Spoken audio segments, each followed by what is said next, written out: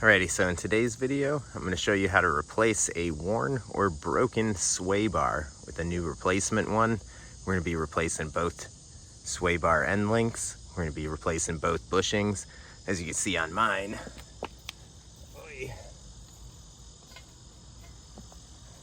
over time, mine actually snapped in half. I was getting a loud clunking.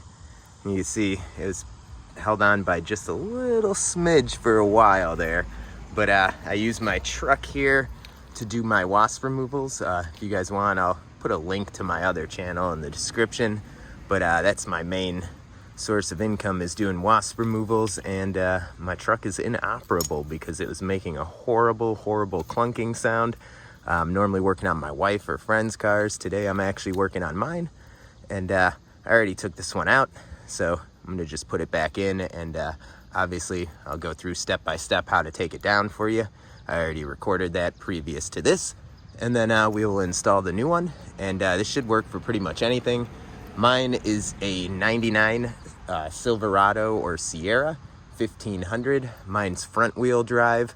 I know the rear wheel drive, you're gonna have to remove your tire in order to finagle it out. On the front wheel drive, I was able to do it without removing the tire. So for this repair, it is a, let me see, it was a 12 millimeter for the end links, and then the bushings were 10 millimeter bolts. So that's really pretty much all you're gonna need. I needed a pair of channel locks for holding the top part while I took off the end links. But other than that, it's a pretty simple job. I actually, my truck's fairly high off the ground. I didn't even have to lift it, so it's just laying on the ground for this repair. So no need to lift it. Depending on the vehicle, obviously, if it's a car, you're gonna have to jack it up.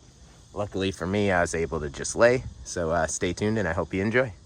So just taking a glimpse under my truck, you see why no one likes trucks from up north. My truck is actually really clean outside, but man, salt and road grime have done a number to this guy over the years. Frame is really rusty, nothing like rotting through, but it's crazy. The body is clean, but as you see, I need lower control arms, I need tie rods, I need upper control arms. If you can see these sad, rusted, rotted out guys. Springs could be replaced for sure, but we're actually here. We're gonna do the sway bar link on both sides, and we're gonna replace this sway bar. You see this huge bar, and we'll come over to this side. Wow, that big monster bar straight snapped in half. So today we are replacing the front sway bar on a Chevy Silverado or GMC Sierra. It'll pretty much work for anything at all. As you see, this is actually the one control arm that's been replaced on this truck. Tie rod's nasty, control arm's nasty, but we're gonna take care of the both sway bar end links today. Obviously, they are not very usable. And then we'll also be replacing these two bushings right here. Now these guys are 10 millimeters. I'll have to find the sway bar end links to figure those out. Actually got a whole new kit. And then I'm gonna have to take this splash shield off just so I don't have to jack up the car. I'll let you know what these bolts are, and once we get this out, you can basically just take the bushings out on both sides, the sway bar end links, and it'll drop off. Obviously, I'm only gonna have to take out the driver's side end link because that one's not really connected, but we're still gonna have to remove it to put the new one on. So I'll get to that shortly. Alrighty, so it was 3 here, and then 2 here. 15 millimeter bolts to take off that little shield there. As you can see, super dirty underneath too, but here's my sway bar. Dun dun dun. So we got 2 10 millimeters to take that bushing off, 2 10 millimeters to take that bushing off, And then we gotta take out the end link here. Dun, dun, dun.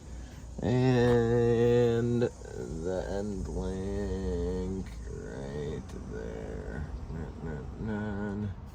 And then we will be able to just drop this down. We'll bolt the new one back in with the new bushings and stuff. I'll go show that to you. And other than that, it should be pretty straightforward. I know these dudes are gonna be seized on both sides, so that is going to be an issue. I think when I get to that part, I might just pull my truck up to my garage and take my Sawzall and just cut those sons of bitches off, because I know they get seized on there. When we install them, we're going to put a lot of anti-seize in there, and we'll put some anti-seize in these bushings just to make sure everything moves nice and smooth. But other than that, bear with me here, and we'll get started on taking these guys off. I'm going to turn you off while I play around with them for a little bit and figure out what the best course of action will be. Alright, so believe it or not, first one came off. No issues at all. I just had to loosen the bolt, and it actually came out. As you can see, nothing is actually frozen in it. Pleasant surprise.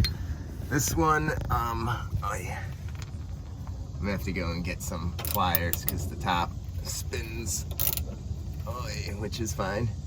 Hopefully I can get some vice grips, and I can hold this here, and then get that one off, and then we won't have to cut anything, which would be best case scenario in my opinion. So I'll be right back. I'll grab some vice grips. We'll try to get this one off. It seems free. It spins and the middle doesn't spin, so it's not seized in it, which is a really good sign. So it's just breaking it loose. So as long as I can get some pliers, grab on that, I should be able to get it right off. So I'll be back soon. Hopefully we'll get this one off, and then we'll move on.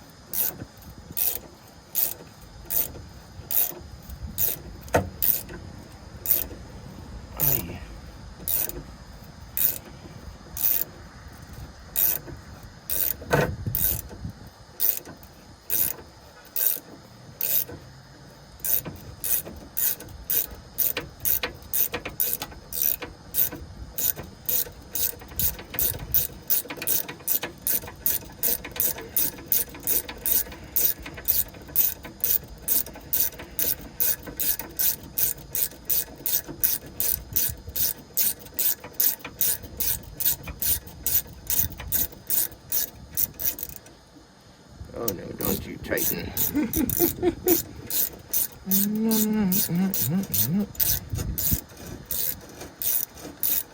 Was not expecting this easy of a time.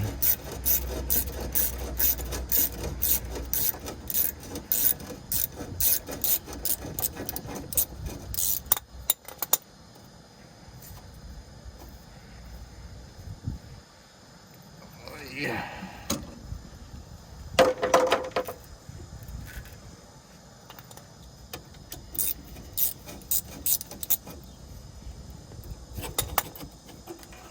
Have it. Whee! I'm gonna take off that bushing on the top.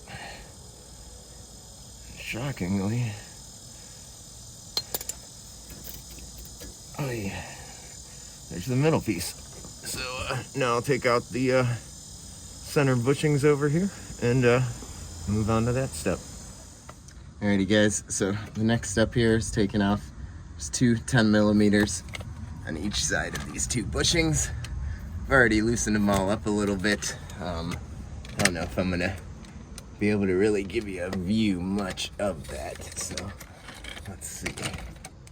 It's just so low underneath the car, so you can kind of see a little bit, but just basically dropping all four of the bolts out.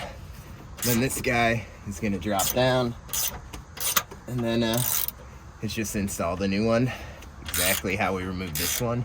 So instead of you watching me do this for like 10 minutes, I'll stop the video here and I'll bring you back when we got it all down. All right, so as you can see, everything's down. Nothing broke or snapped, so it should go on as easy as it came off. And we'll get back to that repair in the future here. I am doing my belts. I'm gonna be replacing my tensioners and all my idler pulleys and my water pump.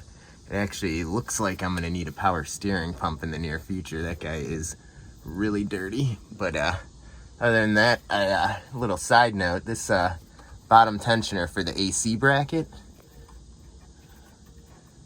which doesn't feel too bad, but it's actually gonna be a lot easier to access from underneath the car here. You're gonna put a 1/2 inch in there to loosen that belt. I mean, you could do it from up top, but just sitting down here, when I do these belts later this week, I'm probably gonna get underneath it for taking out that tensioner. And then there's another one for the serpentine belt that's up top for the alternator and everything. But that one will be easier from down here, as a little side note. But back onto the job, I'm just gonna install everything now. We'll tighten everything snug, and we'll be back in a second. Alrighty, now a little side tip. Before installing everything, I like to use some anti-seize lubrication. Obviously, I don't know if you guys have seen videos other than mine, but these typically seize into the sleeves and they don't come off. So I put a nice healthy layer on the bolt where it seizes, and then on the actual shaft of the bolt because they tend to seize. I also coated the inside of the new bushings. When installing the bushings, you want the opening to face the back of the truck, obviously, because forward is gonna be where it pushes. So we're gonna want that facing backwards. And then other than that, you don't really have to put any here because that's supposed to grip and not move. So we're not gonna put any on the actual little horseshoes. And then I'll get this thing mounted in. I think I'm gonna start with the bushings slightly, just so it'll hold up. And then we'll install these guys, and I'll be back like intermittently between to show you progress, and we'll go from there. All right, so I got the bar in, I got the bolts started on both sides. The next step is gonna be to get the link in. And of course, my bolt rolled way over there. So I'm gonna get that started. I'm gonna put the bolt through the bottom just cause it's easier. And then the nut will be on the top of the sway bar. And I'll be right back with you. All right, well, I can't have the tripod on to show you this, but to make it a little easier, I put this pipe in here first, and I put the nut on top. Yikes. And then here's my lower bolt. And of course I knocked the nut off, but so I'm just gonna put that nut back up top. We're gonna slightly snug it, go to the other side, and then we'll tighten them all up. So now that we got those guys snugged in there, we're gonna tighten up the front, and then I'll tighten up the sway bar links, and we'll be all good to go. So I don't know if you really need to see me do all this, but hey, I'm laying under here and the camera's next to me, so I got these guys all nice and snugged up. Again, this whole job was performed without a jack. On a scale of 1 to 10, I would say this is probably about a 2 or a 3 in terms of skill level required. I think pretty much anyone could replace their sway bar. It was a total of 6 bolts in this job. Well, and then the 5 for my splash guard, if you count that. But other than that, super easy. I'm gonna get this side all tightened up. Then when I tighten these guys here, I'm just going to use my channel locks on this top nut, and then I'm gonna tighten down. I'll show you when I'm done. You basically just wanna kinda quench these guys together, make sure they're kinda smushed. Then you know they're in there good. You don't wanna pancake them and flatten them all the way. You just wanna see a little bit of flex in it, like they're tight, and that should be good on those. So I'll be back in 1 minute. Alrighty, so there you have it. Laying on the ground, we got everything done. You can kind of see these guys are slightly smushed here. There's no gap in between them. They're pressed in. That's as tight as we want to get them. And other than that, I had to put my little splash shield back on right here, and then take it for a ride and see how she feels. Oh, also side note too, I did notice, I did say that the sway bar link bolt there was a 12. The OEM ones that were on there were actually a 13. And these aftermarket ones that I put on were actually a 15. So could be 13, 14, or 15. Who knows what brand you get, but so it was a 13 and then a 15 on the new one. Just a heads up. Alrighty, so just finished doing our broken sway bar repair. Dun, dun, dun. You see the kind of truck that we're doing it on. I'm gonna take her for a spin, see how it feels, and other than that, everything seemed to go pretty smoothly here. I was expecting seized sway bar links. We didn't run into that. As always, thank you for watching. Remember to like and subscribe for more cool car videos coming up. I keep saying my project car is gonna make appearances, and those videos are coming really soon. I've been kind of organizing my garage to make more room to film in there, but be sure to stay with us and we'll get a lot more interesting content here in the next few months. But we got to work on my own truck today, so we're starting to work on my vehicles. So catch you again on the next one, guys.